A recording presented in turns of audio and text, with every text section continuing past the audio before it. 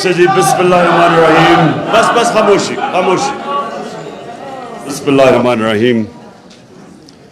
ایاک نعبد و ایاک نستعین.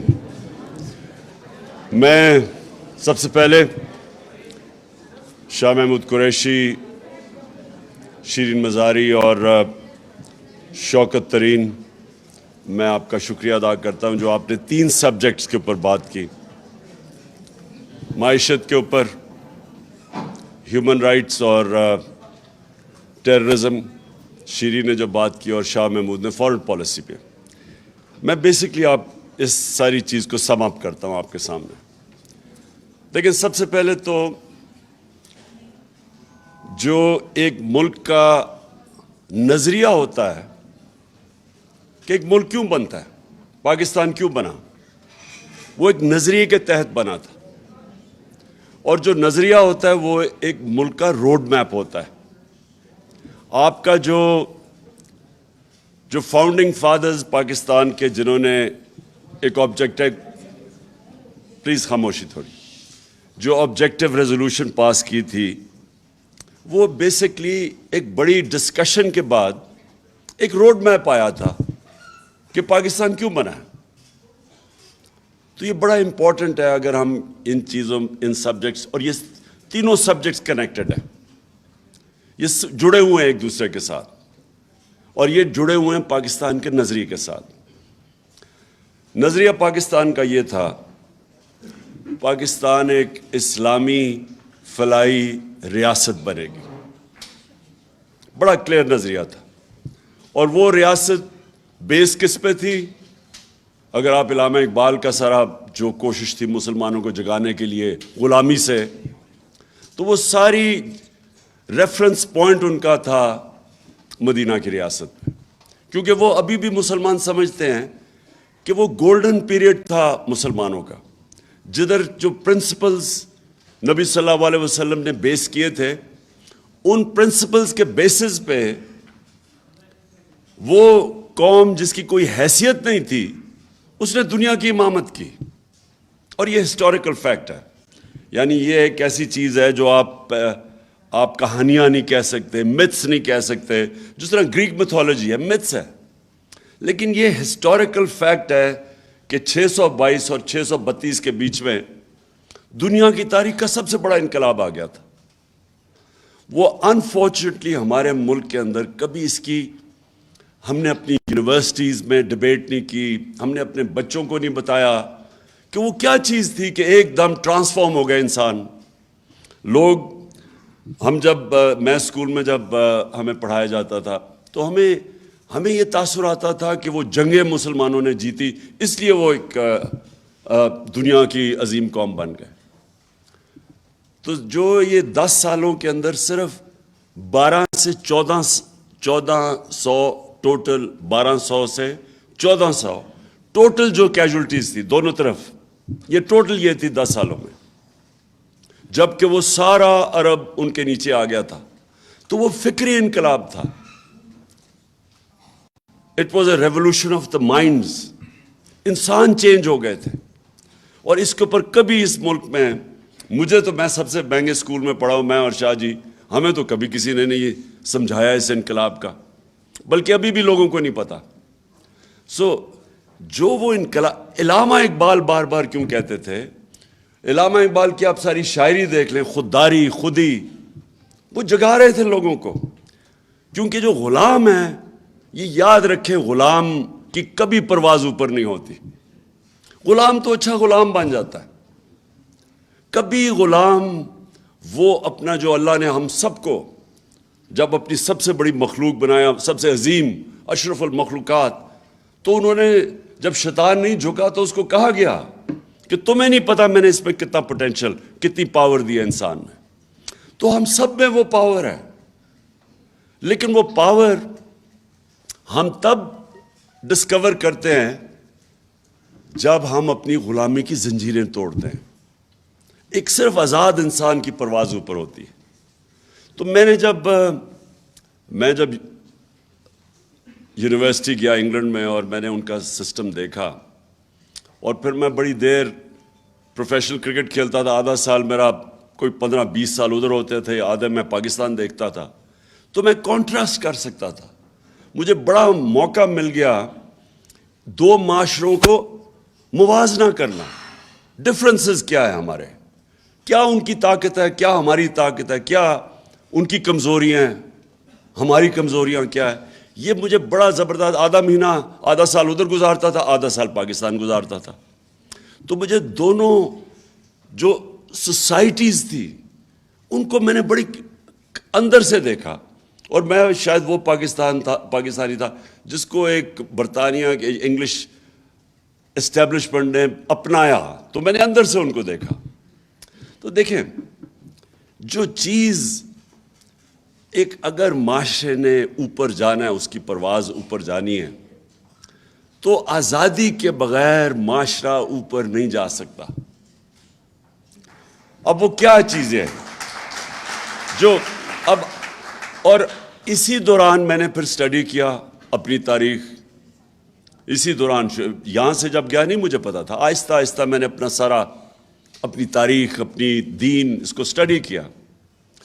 تو میں نے ریئلائز کیا کہ جو اللہ کیوں ہمیں حکم دیتا ہے کہ ان کے راستے پہ چلو, ہماری بہتری کے لیے, کیونکہ وہ دنیا کی تاریخ کا سب سے سکسیسفل ماڈل تھا. کبھی بھی نہیں ہوا کہ اتنے تھوڑے وقت میں دو سپر پاورز گھٹنے ٹیک جائیں, ان لوگوں کی جن کی حیثیت ہی کوئی نہیں تھی, کوئی ٹیکنالوجیکل ایڈوانس نہیں تھا. مثلا منگولین, چنگیز خان کے منگولین بھی دنیا پہ چھا گئے تھے, لیکن ان کی پاس انہوں نے زبردست ایک وار مشین ڈیولپ کی تھی, ٹیکنالوجی تھی ان کی کمان تھی جو زیادہ دور مارتی تھی, اس کی وجہ سے وہ گئے تھے. یہاں تو ایک کتاب بھی ہے, دی عرب کانکوسٹ, وہ لکھتی ہے کہ یہ جب یہ نبی صلی اللہ علیہ وسلم دنیا کے پردہ کرنے کے بعد 30 سال میں وہ ساری دنیا پہ چھا گئے. کوئی نئی ٹیکنالوجی نہیں تھی, جو جنگیں ہوتی تھیں ان کے نمبر بھی کم ہوتے تھے, دوسرے زیادہ ہوتے تھے. اور وہ کیونکہ ایک انگریز لکھ رہا ہے, وہ فینومینا اسٹڈی کر رہا تھا کہ کیا چیز تھی, کہ کیا ان کی موٹیویشن تھی. تو مجھے جو افسوس ہوتا ہے کہ ہم نے کبھی اس چیز کو اپنے بچوں کو بتایا ہی نہیں. میں نے رحمت اللہ عالمین اتھارٹی بنائی اسکالرز کی, تاکہ ان کو کریکولم ڈیولپ کریں ہمارے اسکول کے بچوں کے لیے, تاکہ بچے یہ سمجھے فنومینا, ہم اپنے بچوں کو بتائیں. کیونکہ آج یاد رکھیں, آج جو موبائل فون کی وجہ سے جو آج ہمارے بچوں کو مشکلات اور کنفیوژن کا سامنا کرنا پڑا ہے, جس طرح کا مٹیریل موبائل فون پہ اب ہے, اگر آپ اپنے بچوں کو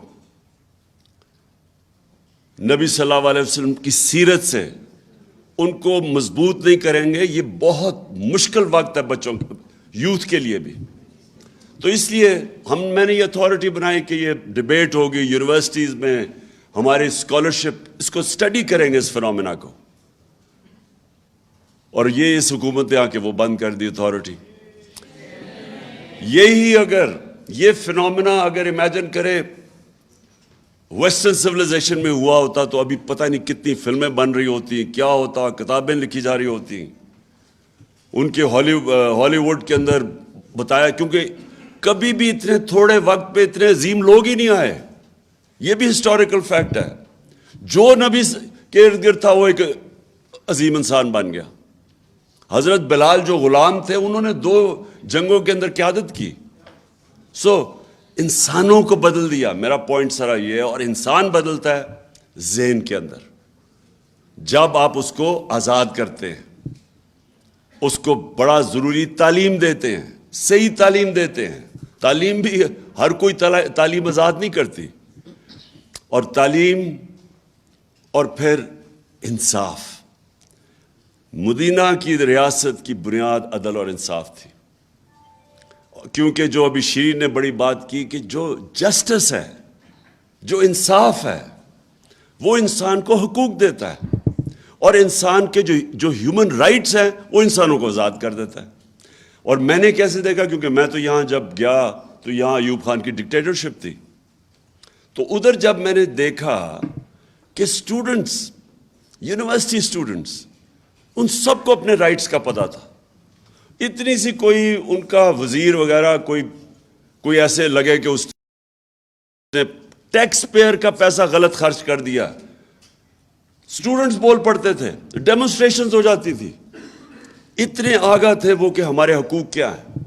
آزاد لوگ تھے، اور آزاد لوگ پریشر ڈالتے ہیں حکومت کے اوپر، اس کی جرت نہیں ہوتی کہ لوگوں کے حقوق کی خلاف ورزی کرے. آزاد قوم اپنے پروٹیکٹ کرتی ہے اپنے حقوق کو. اور آزاد قوم میں آزاد ذہن آتے ہیں، اور آزاد ذہن ہی اوپر جاتے ہیں. یہ جو انوویشنز ہوتی ہیں دنیا میں، ڈسکوریز ہوتی ہیں، انوینشنز ہوتی ہیں، یہ اوریجنل مائنڈز کرتے ہیں، غلام نہیں کر سکتے. غلام انتظار کرتے ہیں کہ جی ہمیں وہاں سے ہمیں کوئی نئی بتایا جائے، جی نئی ٹیکنالوجی، اور ہم وہ اڈاپٹ کر لیتے ہیں. لیکن آزاد ذہن ڈسکوری کرتے ہیں. اور اسی لیے کتنے 100 سال تک سارے ٹاپ سائنٹسٹ مسلمان تھے، کیونکہ وہ آزاد انسان تھے. آپ جب ان کے حقوق، جو کلچر ڈیولپ ہوا تھا مدینہ کی ریاست میں، آپ رائٹس کا یہ دیکھیں کہ آج بھی آپ تصور نہیں کر سکتے کہ یہودی شہری حضرت علی رضی اللہ تعالیٰ سے کیس جیت جاتا ہے جب وہ خلیفہ ہوتے ہیں. آپ تصور کریں گے کہ آج بھی آپ یہ تصور کر سکتے ہیں کہ مائنورٹی جا کے ایک ہیڈ آف اسٹیٹ سے کیس جیت سکتی ہے کورٹ آف لاء میں. تو انہوں نے سب سے زیادہ ایمفسس انصاف پہ دیا اور رائٹس پہ. عورتوں کو لبریٹ کیا، جو پہلی دفعہ عورتیں جو اصل لبریشن، رائٹس دیے ان کو، انہیریٹنس، پراپرٹی رائٹس. آج بھی پاکستان کے اندر 80% عورتوں کو، بیچاریوں کو پراپرٹی رائٹس نہیں ملتے، حالانکہ ہم نے قانون پاس کیا کہ انفورس کرنے کے لیے پراپرٹی رائٹس. لیکن وہ تب دے دیے تھے. یورپ میں کوئی 100-150 سال پہلے آئے تھے. اور پھر غلاموں کو آزاد کیا. بیسکلی وہ انہوں نے آزاد کیا تھا انسانوں کو، انصاف دے کے، رائٹس دے کے. اور سیکنڈلی فلاحی ریاست، جو بھی شیرین بات کر رہی تھی. دیکھیں، ویلفیئر سٹیٹ کا کانسیپٹ پہلی دفعہ مدینہ کی ریاست میں آیا تھا. اور آج مجھے تکلیف ہوتی ہے، اور میں انگلینڈ میں نے پہلی دفعہ اپنی زندگی میں ایک ویلفیئر سٹیٹ دیکھی. پہلی دفعہ ہم نے دیکھا کہ ایک آدمی، غریب آدمی ہے، اس کو مفت تعلیم مل رہی ہے، کوالٹی، اس کے بچے کو. عدالت میں جاتا تو لیگل ایڈ مل رہی ہے اس کو. بے روزگار ہوتا ہے تو اس کو ان امپلائمنٹ بینیفٹس مل رہے ہیں، پیسے مل رہے ہیں جب تک روزگار نہیں ملتا. ہسپتالوں میں جاتا ہے تو اس کو مفت علاج ملتا ہے. یہ میں نے پہلی دفعہ برطانیہ میں دیکھا تھا. تب سے میں نے فیصلہ کیا کہ ہمیں اللہ نے کبھی موقع دیا تو یہ تو ہماری مشن سٹیٹمنٹ ہے، اسلامی فلاحی ریاست. یہ تو پاکستان کی مشن سٹیٹمنٹ ہے.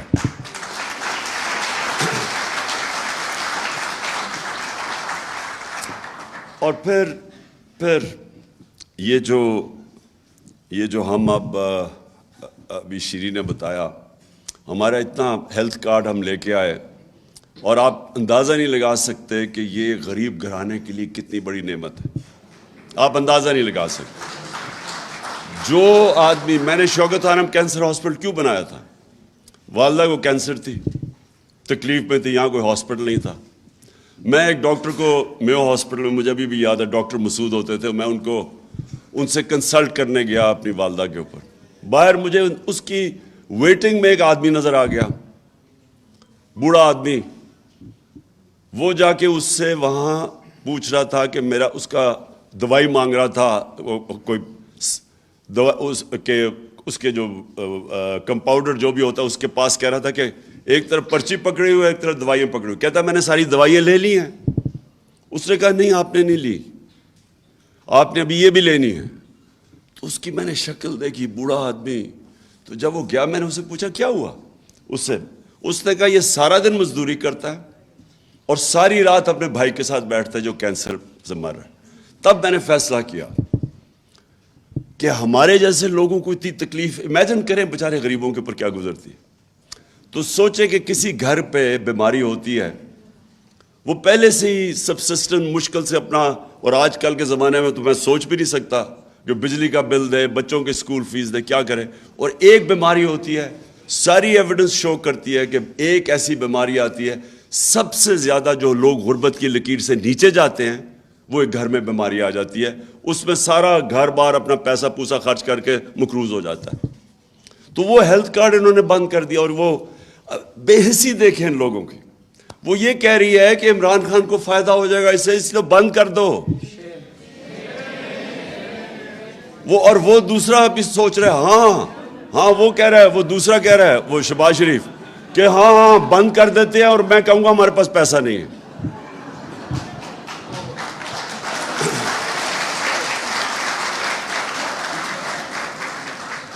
اچھا جی, دوسری چیز اکانومی. میں صرف اکانومی جو ہے نا جی, وہ کنیکٹڈ ہے فارن پالیسی کے ساتھ. میں سمجھتا ہوں یہ دونوں ساتھ کنیکٹڈ ہے. ہم نے فنڈامنٹل مسٹیک کیا کی, ہم نے یہ کیا, چلے ہم شروع میں ہمارے بڑے برے حالات تھے. جب پاکستان بنا تو یہاں کچھ بھی نہیں تھا, فیکٹری ساری ہندوستان میں رہ گئی تھی. ہمارے بڑے بتاتے ہیں کہ بڑے مشکل وقت تھا ہمارے لیے. پتہ نہیں 40 لاکھ ریفیوجیز تھے یا کتنے ریفیوجیز آئے ہوئے تھے, یا ملک کے پاس سٹرکچر نہیں تھا. بڑا لوگوں کا جذبہ بھی ہمیں بتاتے ہیں کہ کس طرح لوگوں نے کام کیا, مدد کی, کیسے ملک کو اٹھایا. لیکن ہندوستان سے خطرہ تھا, تو اس لیے ہم سیٹوں اور سینٹوں میں چلے گئے. امریکہ کے جو 2 بلاکس تھے کولڈ وار میں, ہم ادھر چلے گئے.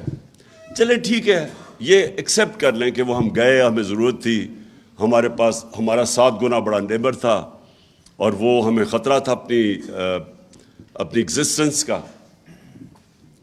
اور پھر پاکستان نے ترقی بھی بڑی کی. 60s میں پرابلی پاکستان کا وہ واقعی ڈیکیڈ آف پروگریس تھا. بڑا ہماری بیوروکریسی انٹرنیشنل سٹینڈرڈ کی تھی. ہماری جو سول سروس تھی آؤٹ اسٹینڈنگ تھی تب, اور سول سروس اور اس نے اور جو اچیومنٹس ہیں ہماری آؤٹ اسٹینڈنگ. بلکہ یہ سارے علاقے کے اندر پاکستان کو مثال بنایا جاتا تھا 60s میں, جو ملک سب سے بہتر ڈیولپ کر رہا ہے. لیکن اس کے بعد کیا ہوا, ہمیں ہمارا جو غلط راستے پہ ہم نکل گئے. ہم نے بجائے یہ سوچنے کے کہ ہم اپنے آپ کو انڈسٹریلائز کریں گے, جو 60s میں ہو رہا تھا, نیشنلائزیشن آ گئی 70s میں, انڈسٹریلائزیشن چوک ہو گئی ہمارے بینکرز بڑی کوالٹی کے تھے. BCCI بن گیا جب انڈسٹریلائز کیا, اور BCCI دنیا میں کوالٹی کا بینک بن گیا. تو ہمارا ملک اس وقت اوپر جا رہا تھا, غلط طرف چلے گئے. ویلتھ کریشن ختم کر دی نیشنلائزیشن سے. اور اس کے بعد جو 80s میں ہم نے یہ سوچا کہ ہم اگر کسی اور کی جنگ یا ان میں شامل ہو جائیں تو اس سے ہمیں ڈالرز ملیں گے. یہ جو ہم ایڈ کے اوپر ڈپینڈنٹ ہوئے, اس نے سب سے بڑا ظلم کیا, کیونکہ یہ دونوں کنیکٹڈ ہے. فارن پالیسی کے اندر بھی آزادی جانی شروع ہوگی جب ایڈ کے اوپر آپ ڈپینڈنٹ ہو جائے, اور جو ہم نے اپنے پیر پہ کھڑا ہونا تھا ہم ہوئے نہیں. دیکھیں, ایک قوم جب تک اپنے ملک کے اندر ویلتھ کریشن نہیں کرتی, اپنے خرچے خود نہیں اٹھاتی, تو وہ تو تھوڑی دیر کے بعد, وہ مقروض ہونے کے بعد غلام بن جائے گی. اس کی آزادی تو جا نہیں ہے.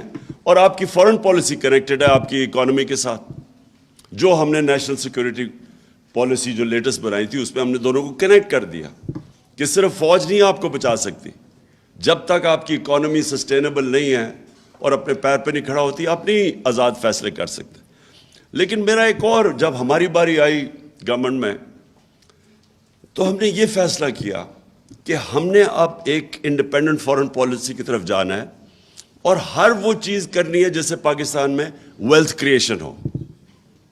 اس کا مطلب ایکسپورٹس بڑھانی ہے.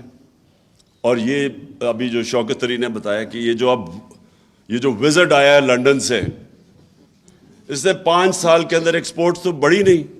تو یہ اس کی کیا قابلیت تھی کہ اگر ملک کے اندر آپ نے اپنی آمدنی نہیں بڑھائی. دیکھیں, فائنانس منسٹر کا کیا کام ہوتا ہے, اس کا یہی ہوتا ہے نا, بتانے کے لیے اپنی آمدنی بڑھائے اور خرچے پورے کرے. سمپل ٹرمز میں بتائیں نا, یہ کوئی باقی آپ اکنامک ٹرم اور جاگن استعمال کریں گے. لیکن بیسکلی جو آپ سب جانتی ہیں, جنہوں نے خواتین بیٹھی ہیں, جنہوں نے گھر کے خرچے پورے کرنے, ان کو بتاتے ہیں کہ یہ ہماری آمدنی ہے, یہ خرچے ہیں, اب آپ نے بیلنس کرنا ہے. تو بیلنس کرنے کے لیے جو آپ کی جب تک آپ ایکسپورٹس نہیں بڑھائیں گے تو پیسہ کدھر سے آنا ہے؟ اور یہ کون مین، یہ جو آدمی ہے یہ کون مین ہے، کیونکہ یہ تو بہت بڑا فراڈ ہے. اس فراڈ نے، آپ یہ سوچیں کہ 5 سال اگر ہماری ایکسپورٹس ہی نہیں بڑھی تو اس کا کمال کیا ہے کہ جو اس کو آپ لے کے آ رہے ہیں. اس نے صرف یہی نہیں کیا ایکسپورٹس نہیں بڑھی، ہماری ایکسپورٹس بھی نہیں بڑھی، اور جو بونانزا آنا تھا کہ تیل کی قیمت آدھی تھی، جب ہمیں گورنمنٹ ملی ہے ہمارا کتنا 37%، کتنا ہمارا تیل پہ جاتا ہے خرچہ؟ 37.5% جو ہمارا امپورٹ بل ہے وہ تیل سے ہے. تو جب تیل آدھی قیمت پہ تھا تو ہونا تو چاہیے تھا کہ ہمیں اپنے ریزروز بلڈ کرنے چاہیے تھے، ہمیں اپنی ایکسپورٹ بڑھانی چاہیے تھی. اس نے کیا کیا؟ اس نے روپے کو اوور ویلیو کیا. اور میری تھیری ہے اس کے اوپر، اوور ویلیو اس لیے کیا کیونکہ یہاں سے یہ روپیوں کو ڈالر پہ چینج کر کے باہر بھیج رہے تھے تو زیادہ ڈالر آتے تھے، کیونکہ اس کی کوئی اکنامک سینس تو نہیں ہے. آپ کی انڈسٹری بند ہو رہی ہے، ٹیکسٹائل فیصل آباد میں جاؤ تو وہاں وہ ریل اسٹیٹ میں چلے گئے انڈسٹری بند کر کے. تو انڈسٹری کے ایکسپینس پہ، ایکسپورٹس کے ایکسپینس کے اوپر آپ نے روپیہ کے نیچے رکھا ہوا ہے. ایکسپورٹس اسے رک گئی، انڈسٹری آپ کی جو ویلتھ کریٹ کرتی ہے وہ رک گئی، بلکہ بند ہونی شروع ہو گئی. تو کیا وجہ ہوگی پیچھے؟ میں سمجھتا ہوں کہ یہ ہے ہی کرپٹ مافیا. ان کی کوشش ہی یہ ہے کہ میکسیمم یہاں سے پیسہ چوری کر کے باہر لے جاؤ. کوئی دنیا میں مثال نہیں ہے کہ سارا ٹبر باہر بیٹھ گیا جا کے. پاکستان میں گورنمنٹ کر رہے ہیں، لوٹنے کے لیے آتے پھر باہر چلے جاتے ہیں. اس کی کوئی مثال نہیں ہے. مجھے کوئی بنانا ریپبلک بھی بنائے جدھر اس طرح کا مذاق ہو رہا ہے، اور وہ جیسی ان کی پتہ چلے چوری پکڑنی ہے باہر بھاگ جاتے ہیں. مشرف کے دور میں بھی وہاں باہر بھاگ گیا، NRO لے کے واپس آ گیا. 10 سال چوری کی، پیسہ باہر لیا، جب پکڑے جانے لگا پھر باہر بھاگ گیا، اور اب NRO لے کے پھر پاکستان آ گیا. مجھے تو حیرت ہوتی ہے کہ ہمارے یہ جو لوگ ملک کے محافظ ہیں، کیا ان کو نہیں نظر آ رہا کہ ملک کے ساتھ کیا ہو رہا ہے؟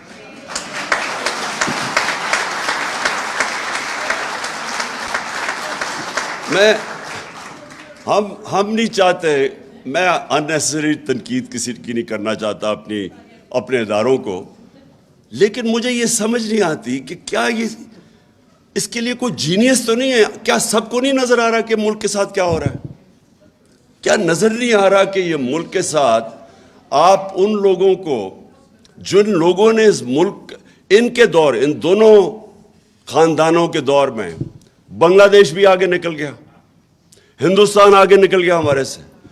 80 کی دہائی میں جب کرکٹ کھیل کے ہندوستان سے آتا تھا پاکستان تو لگتا تھا غریب ملک سے امیر ملک میں آ گیا ہوں. ہم ہمیشہ، ڈاکٹر عشرت حسین اپنی کتاب میں لکھتے ہیں کہ 90s تک پاکستان زیادہ تر اکنامک انڈیکیٹر سے ہندوستان سے آگے تھا، اور بنگلہ دیش کی تو کوئی بات ہی نہیں کرتا تھا. بنگلہ دیش بھی آگے نکل گیا جب سے یہ دو آئے ہیں. یہ اربوں پتی بن گئے، ملک کو مقروض کر گئے. اور کون سی مائنڈ ہے جو ان لوگوں کو واپس مسلط کر رہا ہے ہمارے پہ؟ یہ پاکستان کے خیر خواہ نہیں ہے جو بھی کر رہے ہیں، جو بھی یہ کر رہے ہیں. میں آپ کو بتاؤں کہ اس سے بڑی ملک کے خلاف غداری نہیں ہو سکتی.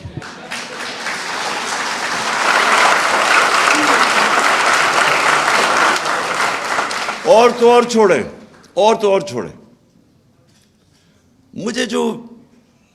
مجھے سمجھ نہیں آتی کہ کیا ہم ریئلائز نہیں کر رہے کہ ہم اپنے ملک کو، معاشی نقصان تو ایک طرف ہے، ہم اس ملک کی اخلاقیات کس طرح تباہ کر رہے ہیں. مولانا رومی کی بڑی فیمس سیئنگ میں بار بار ریپیٹ کرتا ہوں کہ انہوں نے سے پوچھا قوم کیسے مرتی ہے؟ انہوں نے کہا قوم تب مرتی ہے جب اچھے برے کی تمیز ختم کر دیتی ہے. یعنی ایک قوم کا جو ایک ملک کولیپس تب کرتا ہے، اکنامک کولیپس بعد میں آتا ہے، پہلے مورلی کولیپس کر جاتی ہے. جب آپ ایک ملک میں نامور ڈاکوؤں کو سب کے سامنے تماشا دیکھ رہے ہیں کہ ان کو آپ رجیم چینج کا اوپر بھی آنے دیتے ہیں، اس کے بعد وہ آ کے اپنے 1100 ارب روپے کے کیسز معاف کروا رہے ہیں. امیجن کریں، لوگوں کی کمر ٹوٹی ہوئی ہے اس وقت مہنگائی سے، اور انہوں نے 1100 ارب روپے کے کیسز معاف کروا رہے ہیں. اور پھر آتے ساتھ ہی وہ اس کو اتنی شرم نہیں آتی مریم کو کہ میرے داماد کو ہندوستان سے مشین منگوا دو. اور پھر اس کی ایک منٹ بس, اور پھر یہ بھی نہیں شرم آتی کہ اس کی ہاؤسنگ سوسائٹی کوئی بن رہی ہے تو اس میں اس کے اندر جو گریڈ سٹیشن ہے وہ کچھ 60-70 کروڑ روپے کا ہوتا ہے, وہ قوم پہ ڈال دو. شہباز کہتا ہاں وہ ہم نے کروا دیا, یعنی عوام اس کے پیسے دے گی. نارملی جو ہاؤسنگ سوسائٹی ہے اس کے اوپر ہوتا ہے خرچہ, تو وہ بھی 60-70 کروڑ روپیہ. اتنی شرم ہے کہ اتنے پیسے بنا لیے لیکن پھر بھی وہ بیچارے لوگوں کا خون چوسنے آ گئے. اور پھر وہ کہہ رہے جی وہ مریم ناراض نہ ہو جائے. وہ کہتا نہیں فکر نہ کرو, اسحاق ڈار اسے سمجھا لے گا, کون مین کو طریقہ بنا لے گا. یہ ملک سے مذاق ہو رہا ہے. اچھا سو میں ابھی فورن پالیسی کی آپ سے بات کروں کہ یہ دیکھیں کہ یہ شوکت نے جو آپ کو سلائیڈز دکھائی, اس میں کیا نظر آیا. اس میں یہ انہوں نے کہا نا جی کہ ہم نے بڑے مشکل ان کے لیے حالات چھوڑ کے گئے. انہوں نے کہا, یہ بار بار شہباز کہتا ہے جی بارودی سرنگیں چھوڑ کے چلے گئے ہم ان کے لیے. انہوں نے جو ملک چھوڑا تھا, تیل کی قیمت آدھی, $20 ارب کا کرنٹ اکاؤنٹ ڈیفیسٹ, بیرونی خسارہ $20 ارب. ان کی آمدنی کتنی تھی؟ $19 ارب آ رہی تھی ریمیٹنسز, اور 5ویں سال 24 ارب آ رہی تھی ایکسپورٹ سے پیسہ. ہم جب چھوڑ کے گئے دگنی تھی تیل کی قیمت. ہمیں جب ابھی یہ رجیم چینج کی سازش کے تحت, یہ ذرا سن لیں فگرز, $20 ارب یہ چھوڑ کے گئے, $16 ارب ہم چھوڑ کے گئے. ان کی آمدنی تھی ریمیٹنسز اور ایکسپورٹس ملا کے 43 بلین, 43 ارب.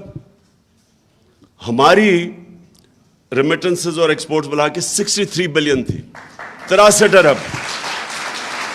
سو $20 ارب زیادہ ہم چھوڑ کے گئے, اس کے باوجود کہ تیل کی قیمت دگنی تھی. ایکسٹرا 20 ارب اور خسارہ کم چھوڑ کے گئے 16 ارب, جبکہ ویکسینز کے اوپر علیحدہ ہم نے 3 ارب دیا تھا. اور کووڈ کے دوران یہ یاد رکھیں, یہ لوگ یہ سمجھتے نہیں ہیں, ہم نے اس سے بہت بہتر کرنا تھا. کیا ہوا جس سے ہماری بڑی اچھی, جس طرح شاہ محمود نے کہا, میری بڑی اچھی ان کے ساتھ پریزیڈنٹ شی کے ساتھ اور وہ جو پریمیئر لی, ہماری بڑی اچھی ان سے تعلقات. 2 سال کے لیے چائنا بند ہو گیا, ہم سب کچھ ہمارا بیچ میں رہ گیا. ہمارے اسپیشل اکنامک زونز ہم نے بنائے ہوئے تھے, ادھر سے چائنیز کمپنیز انٹرسٹڈ تھی اس میں, جن سے ہماری بات چیت چل رہی تھی. 2 سال چائنا بالکل بند ہو گیا, ہمیں ادھر سے ہمیں نقصان ہوا. پھر ہمیں ویکسینز کے پیسے دینے پڑے, پھر کموڈٹی سپر سائیکل آ گیا, دگنی ہوگی تیل کی قیمت, جس کی ایکسپورٹس ہماری 37% ادھر. تو اس کے باوجود کم ڈیفیسٹ چھوڑ کے گئے, 4 ارب کم ڈیفیسٹ چھوڑ کے گئے, اور آمدنی $20 ارب زیادہ چھوڑ کے گئے. اور ادھر یہ اس کو انہوں نے ابھی جو آپ نے فگرز دیکھے کہ ملک کا ذرا حال دیکھیں آج کدھر پہنچا دیا, کہ آج 5 مہینے میں کوئی دشمن بھی نہیں کر سکتا تھا جو انہوں نے پاکستان سے کیا ہے. 45 یا 47% انفلیشن, مہنگائی, سینسٹیو پرائز انڈیکس 47% پہ ہے. جو ہماری ایکسپورٹس ہے وہ ڈکلائن کر رہی ہیں, اور ریمیٹنسز کیونکہ گیپ اتنا بڑا ہو گیا ہے ایکسچینج ریٹ میں, جو آفیشیل اور جو مارکیٹ میں ہے اس کا گیپ بڑھ گیا, ریمیٹنسز گرنے والی ہیں. تو یہ ملک کو آپ کدھر دھکیل رہے ہیں. وہ شہباز شریف جا کے اگر اس کی اگر آپ وہ انٹرویو دیکھ لینا, وہ جو اس نے وہ بلومبرگ والی عورت کو دیا ہے, میں نے اس سے زیادہ ہے آپ کے پاس. یہ ایک منٹ پھر سے شروع سے, ایک منٹ پہلے شروع سے لگا. میں صرف یہ کہہ رہا ہوں, یہ ذرا غور سے دیکھیں کہ یہ پاکستان کا پرائم منسٹر, اچھا چلے یہ بائیڈن کے سامنے نہیں ہے, یہ بیچاری اینکر ہے, ذرا وہ اسے دیکھیں کہ اس کو طرز دلا رہا ہے کہ میں مارا گیا, لٹ گیا, مارا گیا, مجھے بتا دو ہے نہیں ہے.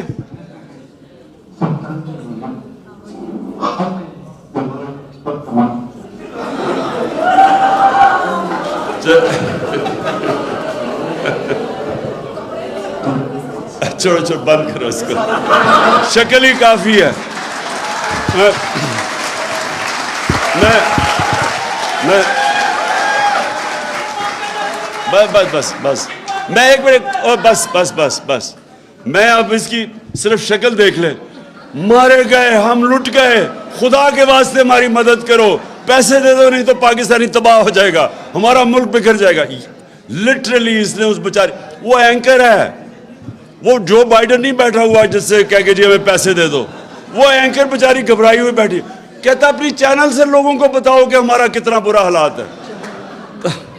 اینی وے, اچھا جی, اینی وے, آخر میں آپ کو فورن پالیسی کا یہ کہنا چاہتا ہوں. دیکھیں, جب یہ قوم ارادہ کرتی ہے, یہ قوم جب ارادہ کر لیتی ہے کہ ہم نے اپنے پیر پہ کھڑا ہونا ہے.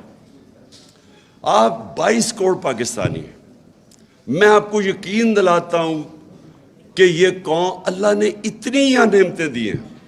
ہم ایک تو چائنا سے ہم بڑا نقصان ہوا ہمیں وہ 2 سال کہ چائنا بند ہو گیا, ہم انویسٹمنٹ نہیں آ سکی, نہیں تو ہمیں کرنٹ اکاؤنٹ بھی نہیں ہونا تھا کیونکہ ہمارے پاس انویسٹمنٹ آ جانی تھی کہ کرنٹ اکاؤنٹ نہیں ہونا تھا. دوسرا, آپ کو پتہ ہے کہ ہم نے جا کے لابی کیا, کونڈا ناسٹ جو ایک ٹاپ انٹرنیشنل میگزین ہے, اس نے کہا پاکستان از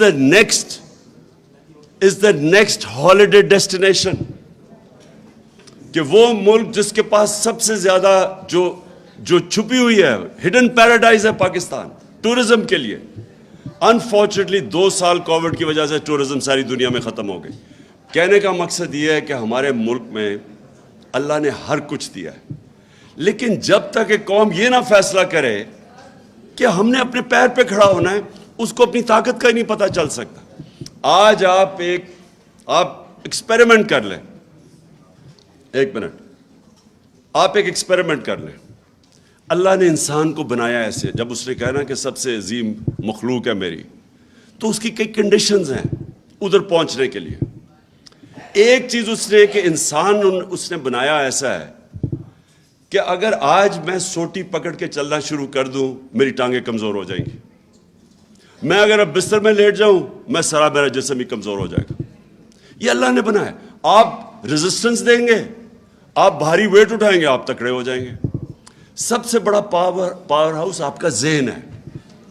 جب ایک انسان فیصلہ کر لیتا ہے نا کہ میں نے یہ کرنا ہے, دنیا کی تاریخ جو لوگوں نے بڑے بڑے کام کیے ہیں وہ پہلے مینٹلی فیصلہ کرتے ہیں, پھر وہ ایک ہی پلان بناتے ہیں, پلان اے. کوئی ان کا پلان بی نہیں ہوتا, میں ادھر تک پہنچنا ہے چاہے میری جان چلی جائے. اس میں اللہ نے ہمیں اتنی طاقت دی ہے کہ وہ خود ہی انسان کی طاقت نکلنی ہے, اس کو اپنی طاقت ڈسکور کرتا ہے. وہ جب ایک قوم یہ فیصلہ کرے, اور جی دیکھیں عمران خان نے وہ دیکھیں کیا کہہ دیا, وہ روس چلا گیا جی, امریکہ ناراض ہو گیا. اچھا جی, اس نے نریندر مودی کو کہہ دیا کہ وہ ہٹلر سے انسپائرڈ ہے, دیکھیں انڈیا کو ناراض کر دیا. وہ کشمیریوں کے لیے کھڑا ہو گیا, دیکھیں جی وہ کیا کر دیا. یہ کیا کہتے پھر رہے ہیں, وہ جی ہمیں آئسولیٹ کر دیا. ان کا مطلب یہ ہے کہ آئسولیٹ نہ کیسے ہوتا ہے, ان کے جوتے پالش کرنے شروع کر دو, ان کے پیروں میں گر جاؤ. ان کا مطلب یہ ہے کہ لوگ اس کو اچھی فورن پالیسی کہتے ہیں. یہ فورن پالیسی تو آپ 50 سال سے کر رہے ہیں, تو اب تک تو پاکستان کو سپر پاور بن جانا چاہیے تھا لوگوں کی جوتے پالش کر کے. کیا کیا ہم نے نہیں کیا اس ملک میں, مجھے یہ بتائیں. کبھی سنا کسی قوم نے جا کے اپنے کسی اور کی جنگ میں 80,000 اپنے لوگ قربان کر دیے؟ کوئی دنیا میں اس کی مثال ہے؟ یہ ان کے 3,000 سے کم لوگ مرتے ہیں, آپ کے 80,000 لوگ مر جاتے ہیں, اور کوئی شکریہ تک نہیں کرتا اس کے, بلکہ ہمیں ذمہ دار ٹھہرا دیتا ہے کہ جو افغانستان میں ان کا فیلئر ہوا. اور میں جب یہ کہتا ہوں کہ پاکستان نے تو تمہارے لیے قربانیاں دی ہیں, وہ ہمیں ذمہ دار ٹھہرا رہے تھے کہ جی دیکھیں طالبان کو پاکستان بیک کر لیا تھا اس لیے وہ ہار گئے. اور مجھے آگے سے کہہ رہے جی یہ نہ کہو وہ امریکی ناراض ہو جائیں گے. میں صرف آپ کو یہ چیزیں اس لیے بتا رہا ہوں کہ اگر اس طرح کی ہم اپنے آپ کو ذلیل کر کے سمجھتے ہیں کہ پاکستان کوئی پیر پہ کھڑا ہو جائے گا, غلط فہمی میں نہ رہے. ہم نے ایمل کانسی کو پکڑا دیا, اس کے وکیل نے جا کے وہاں عدالت میں کہا جی جب انہوں نے اس سے جج نے پوچھا کہ یہ تو قانونی کاروائی نہیں ہوئی, اس کو اب ڈٹ کر کے لے گئے ہیں, تو کیسے ہو گیا یہ؟ اس نے آگے سے کہا جی پاکستانی اپنی والدہ بھی بیچ دیں پیسے کے پیچھے, ڈالروں کے پیچھے. تو ہماری وجہ سے ہم نے ذلت کمائی, ہم نے اپنے آپ کو ذلیل کیا. اس کو دوسرے کو, ایک رمزی یوسف, اس کو پکڑا دیا. ریمنڈ ڈیوس نے دن دہاڑے آ کے 2 پاکستانیوں کو قتل کر دیا, وہ چپ کر کے اس کو واپس بھیج دیا. کسی نے نہیں دیکھا کہ آپ امریکہ میں کر کے دکھائیں نا کسی اور جگہ پہ. پھر 400 ڈرون اٹیک کر دیے. کبھی ہوا ہی نہیں کہ دنیا کی تاریخ میں کہ آپ ان کی جنگ لڑ رہے ہیں, وہ آپ کے اوپر ہی ڈرون اٹیک کر رہے ہیں. اس کی کوئی مثال نہیں ہے. اور جو فیصلہ کریں, جس کو جو ماریں کہیں جی یہ دہشت گرد ہے, کوئی ہم تحقیق کریں ڈر کے مارے کہ جی وہ ناراض نہ ہو جائے. اور اس سے اگر ہم نے یہ جوتے پالش کیے اتنی شیملیسلی اپنے آپ کو ذلیل کر کے, کیا اس سے کوئی فائدہ ہوا پاکستان کو؟ آج گرے ہوئے پیروں میں, آج جا کے نیو یارک میں بیکاریوں کی طرح بھیک مانگ رہے کہ جی ہمیں کوئی بچا لے, فلڈ آ گیا جی, یہ آ گیا, کسی طرح کوئی پیسہ دے دے. اس طرح کبھی قوم نہیں بنتی, کبھی آج تک دنیا کی تاریخ میں قوم نہیں بنی. میں بار بار مدینہ کی ریاست کی اس لیے مثال دیتا ہوں, وہ پہلے دن مدینہ کی ریاست ہی بن گئی تھی. انہوں نے جدوجہد کی تھی, انہوں نے مل کے, کمیونٹی نے 2 جنگوں کے اندر, جنگ احد اور خندق کے اندر, تو امہ کو خطرہ تھا کہ وہ بچیں گے بھی یا نہیں. فاقے کیے انہوں نے جب انہوں نے سیج کی ہوئی تھی مدینہ کی. نبی صلی اللہ علیہ وسلم نے 2 پتھر پیٹ پہ باندھ کے کام کر رہے تھے, وہاں قربانیاں دے رہے تھے. قومیں قربانیاں دے کے بنتی ہیں, بیکاریوں کی طرح بھیک مانگ کے جوتے پالش کر کے کوئی قوم نہیں بنی آج تک. اور آپ کی فورن پالیسی ریفلیکٹ کرتی ہے. ہم نے جو کوشش کی شاہ محمود, ہم نے ایک خوددار فورن پالیسی بنانے کی کوشش کی. ہم نے ان کو بتایا, اور بائی دا وے امریکنوں نے بار بار سگنلز دیے کہ جی یہ تو بدل گیا پاکستان. انہوں نے ہمیں میسیجز دی کہ جی یہ تو it's not business as usual. اور وہ, میں آپ کو یہ بھی بتاؤں, میں ویسٹرن مائنڈ سب سے بہتر سمجھتا ہوں. وہ آپ کی عزت کرتے ہیں جب آپ اپنے نیشنل انٹرسٹ کے لیے کھڑے ہوتے ہیں. میں جب صدر پوٹن کے ساتھ بیٹھا 3.5 گھنٹے, میری بڑی لمبی بات ہوئی, بڑی باتیں ہوئی. میں اس سے یہ بھی میں پوچھا, میں نے کہا مجھے بتاؤ باقی جو ورلڈ لیڈرز تھے, جو کیونکہ یہ تو بہت سب کو ملا ہوا ہے 20 سال سے, تو میں اس کے ویوز پوچھا. میں نے کہا فلانا کا بتاؤ, اس کا بتاؤ, اس کا بتاؤ, کیونکہ 3.5 گھنٹے ہو گئے تھے اور بھی بات کر رہی تھی میں. تو میں نے اس سے پوچھا اردوغان کا. اب یہ سنیں ذرا. اس نے کہا اردوغان کا کہ دیکھیں یہ کئی دفعہ میں اسے, یہ ہماری پالیسیز میں کلیش ہوتے ہیں, یہ میری پالیسی مانتا نہیں ہے, لیکن میں اس کی عزت کرتا ہوں. کیوں؟ کیونکہ یہ اپنے ملک کے انٹرسٹ کے لیے کھڑا ہے.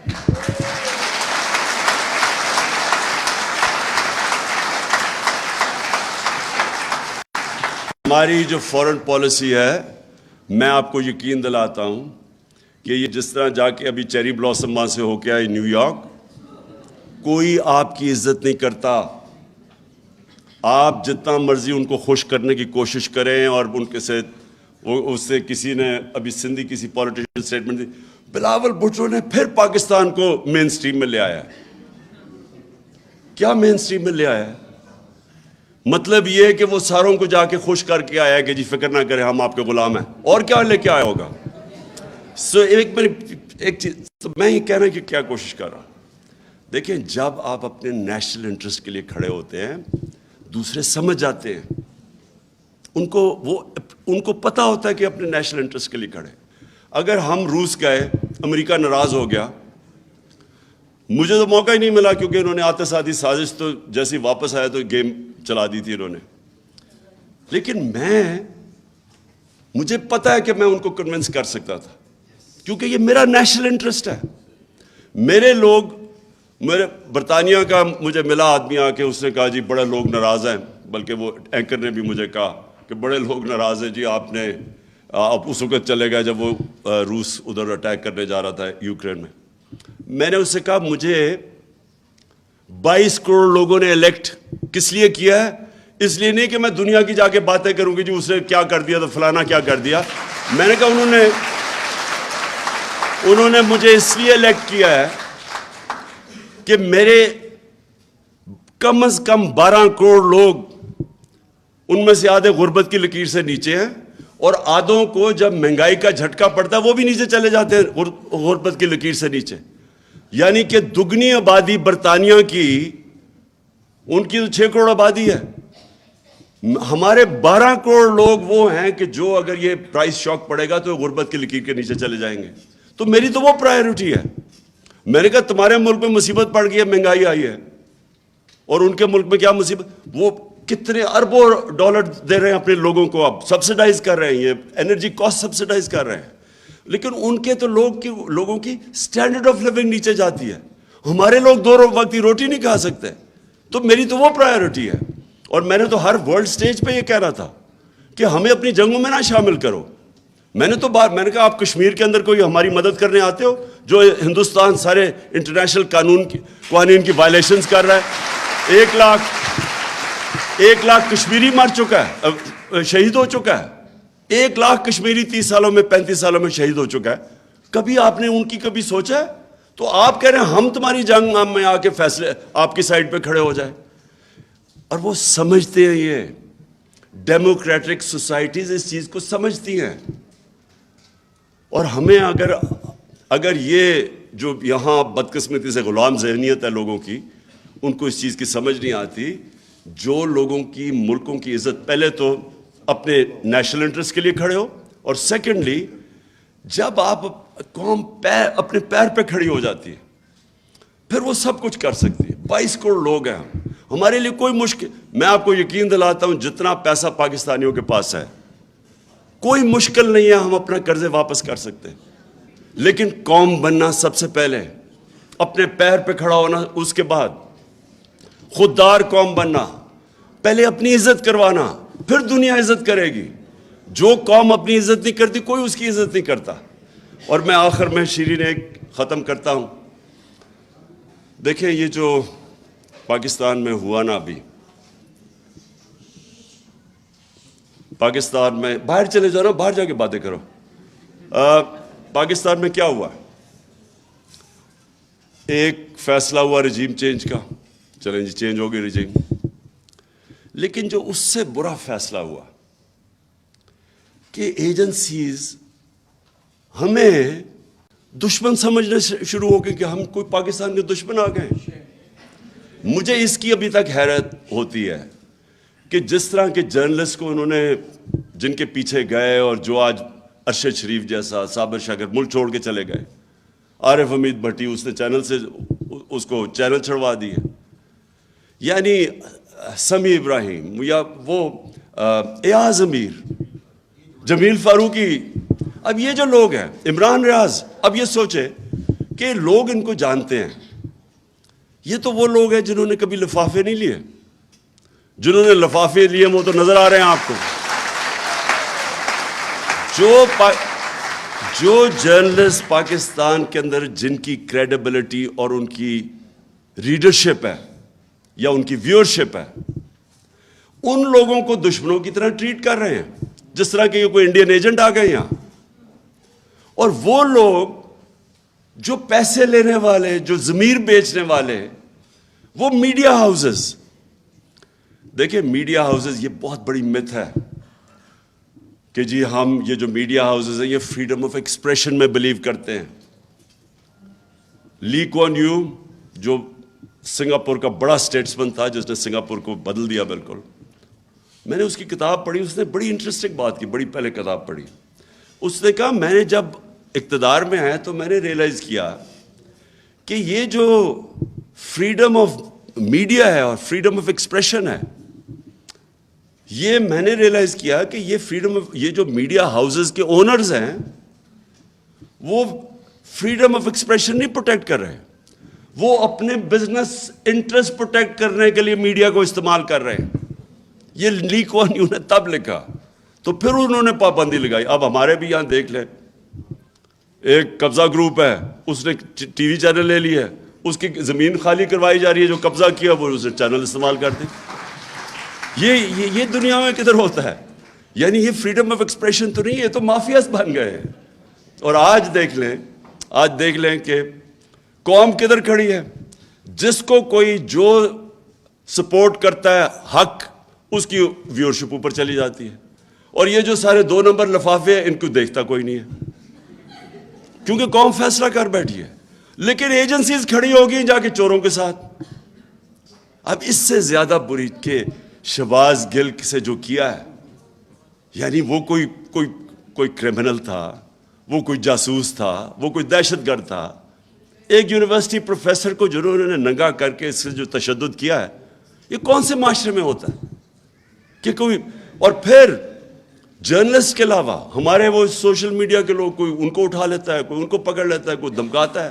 ارسلان ہمارا جو سوشل میڈیا میں ہوتے تھے ہیڈ جو تھے, اس کے گھر 15-20 لوگ گھس گئے, ان کو ساروں کو دھمکیاں دیں. اس کے ایک ہی بیچارہ, وہاں عورتیں تھیں, ساروں کو ڈرایا. ایک بیچارہ نوجوان تھا, اس کو بری طرح مارا انہوں نے. سیف اللہ نیازی, اس کے گھر گھس گئے. یعنی یہ کدھر ہو رہا ہے؟ کوئی ہم دشمن ملک سے آ گئے ہیں ہر جگہ. اچھا, پھر ٹیلی فون پہنچ جاتے ہیں. کوئی ایک آیا مجھے, اس نے کوئی یونیورسٹی میں انوائٹ کرنا تھا, پرائیویٹ یونیورسٹی تھی, وہ میرے ابھی گھر سے باہر ہی نکلا, اس کو دھمکی آ گئی کہ اگر تم نے عمران خان کو بلایا تو پھر یہ ہو جائے گا, وہ ہو جائے گا. یعنی یہ کون سے ملک میں یہ مذاق ہوتا ہے؟ اور یہ اچھا, اور میں اس لیے اپنی قوم کو کہتا ہوں کہ یہ وقت ہے ان کے خلاف کھڑا ہونا. یہ جو نامعلوم کال سے آ کے ڈرانا دھمکانا ہے, اس کو واپس ڈرائے ہوئے. ان کے اندر کوئی یہ نہیں آپ کے ساتھ کھڑے ہو سکتے. آپ کا بس دیکھیں, آپ کا آئین آپ کو پروٹیکشن دیتا ہے, اس ملک کا قانون آپ کو پروٹیکشن دیتا ہے. آپ کو پتہ ہونا چاہیے کہ یہ آپ کے فنڈامنٹل رائٹس کی وائلیشن ہے, اور قوم اپنے رائٹس پروٹیکٹ کرتی ہے. میں آپ کو شروع میں بتایا تھا کہ جب میں برطانیہ گیا تو وہاں نوجوان ہمارے ساتھ یونیورسٹی والے, سب کو اپنے رائٹس کا پتہ تھا. کبھی کسی نے بتیری شام کو جلائی ہوئی اور پولیس والے نے روک دیا وہاں رات کو یونیورسٹی میں, تو میں دیکھا وہ ایسے کھڑے ہو کے آگے بولتے تھے کہ واہ. اور آزاد لوگ تھے, آزاد قوم تھی, اس لیے اس کو پتا تھا غلاموں کے رائٹس نہیں ہوتے, اور آپ نے اپنے رائٹس کے لیے قوم نے کھڑا ہونا ہے. یہ نامعلوم نمبر سے جو نانسنس ہے, آپ کو ان کے ساتھ بات کرنی پڑے گی کہ تم ہو کون, تم ہمارے ٹیکس کے پیسے کے اوپر تنخواہ پہ چل رہے ہو. تمہیں کس نے رائٹ دیا ہے کہ ایک ملک کے شہری, جو ہم ہیں اس قوم کے شہری, ہم ٹیکس دیتے ہیں, ہمارا ڈیموکریٹک رائٹ ہے, میرا آئین رائٹ دیتا ہے مجھے. تم ہو کون؟ ایک تنخواہ دار آدمی مجھے میرے ٹیکس کے پیسے سے کام کر رہا ہے, اس کو پیسے مل رہے ہیں, اور مجھے ہی دھمکیاں دے رہا ہے کہ تم یہ نہ کرو, تم وہ نہ کرو. تم کون ہو؟ آئین مجھے پروٹیکشن دیتا ہے, آپ کا قانون آپ کو پروٹیکشن دیتا ہے. اور یہ میں ساری قوم کو کہنا چاہتا ہوں کہ دیکھیے, قوم تب تک غلام رہے گی جب تک وہ غلامی قبول کر لے گی. جس دن جو علامہ اقبال کی ساری اگر آپ شاعری پڑھیں تو وہ غلاموں کو جگا رہے تھے, خودی کو جگا رہے تھے, خودداری کو جگا رہے تھے. وہ شاہین کہہ رہے تھے کہ شاہین تو جب تک زنجیریں نہیں ٹوٹتی نہیں اوپر نہیں جا سکتا. وہ جو مولانا رومی کہتے ہیں کہ جب اللہ نے تمہیں پر دیے کیوں زمین پہ چونٹیوں کی طرح رینگ رہے ہو. جب تک آپ کے پر نہیں ہوں گے, جب تک آپ یہ زنجیریں نہیں توڑیں گے. اور یہ زیادہ تر ذہن میں ہے, خوف پہ. وہ جو ڈرا دیا اس نے, میں یہ کر دوں گا, کچھ نہیں کر سکتا آپ کا کوئی. جب قوم فیصلہ کر لیتی ہے کوئی اس کے سامنے نہیں کھڑا ہوتا. اور آج آخر میں تو بڑا خوش ہوا ہوں کہ شہباز شریف کے آفس سے پتہ چلا ہے کہ جناب اس نے عمران خان اور اعظم خان کا کانورسیشن اس نے ٹیپ آج ریلیز کر دی ہے. پہلے تو آپ کو پتہ ہونا چاہیے یہ آفیشیل سیکرٹ ایکٹس کے خلاف ہے, میں سوچ رہا ہوں کہ اس کے اوپر اس چیز میں اس کو عدالت میں لے کے جاؤں, یا وہ 16 ارب کے کیسز جو اس نے 4 آدمی تو مر چکے ہیں نا, مقصود چپڑاسی بھی مر چکا ہے, 3 اور جو گواہ ہیں وہ بھی مار دیے ہیں, ایک وہ جو ڈاکٹر رضوان ہے وہ بھی بیچارہ انویسٹیگیٹر وہ بھی. تو ہمیں تو سمجھ نہیں آتی شروع کدھر سے کریں, ان کے اوپر اتنی کتابیں ان کی چوریوں اور جرموں پہ. لیکن میں یہ کہتا ہوں کہ اچھا چلو, اچھا ہی ہے کہ تم نے سائفر کو لے ہی آئے ہو, اب پبلک کر دو سائفر, قوم کے سامنے لے آؤ, قوم کے سامنے لے آؤ کہ ایک امریکی under secretary of state Donald Lu ایک پاکستان کے ایمبیسڈر کو کیا زبان استعمال کر رہا ہے, کس تکبر سے کہہ رہا ہے کہ اگر تم نے اپنے پرائم منسٹر کو عدم اعتماد کی اس میں نہ تم نے اس کو ہٹایا تو پاکستان کے اوپر بڑے کانسیکوینسز ہوں گے, اور اگر تم نے ہٹا کے اس کو چیری بلاسم کو لیا تو معاف کر دیا جائے گا پاکستان کو. یہ سائبر میں یہ لکھا ہوا ہے, چیری بلاسم میں نے خود ایڈ کر دیا ہے, مطلب تو یہی ہے نا اس کا کہ عمران خان کو ہٹا کے تو یہ پہلے سے اچکن سلوا کے بڑی دیر کی انتظار کر رہا تھا یہ. تو یہ میں آج چاہتا ہوں کہ یہ آپ سائفر کو پبلک کے اندر لے آئیں. جو ڈونلڈ لو نے باتیں کی تھی ہمارے اسد مجید کے ساتھ, ہمارے ایمبیسڈر کے ساتھ, وہ ساری قوم کو اب پتہ چلنا چاہیے کہ وہ کس طرح پاکستان کو دیکھتے تھے, کہ ہمیں کس طرح وہ دیکھ رہے ہیں جیسے کہ ہم ان کے کوئی غلام ہیں. میں آخر میں پھر آپ سب کا شکریہ ادا کرتا ہوں. میں پھر سے کہتا ہوں کہ یہ پاکستان کی تاریخ میں ایک فیصلہ کن وقت ہے, یہ فیصلہ کن وقت ہے.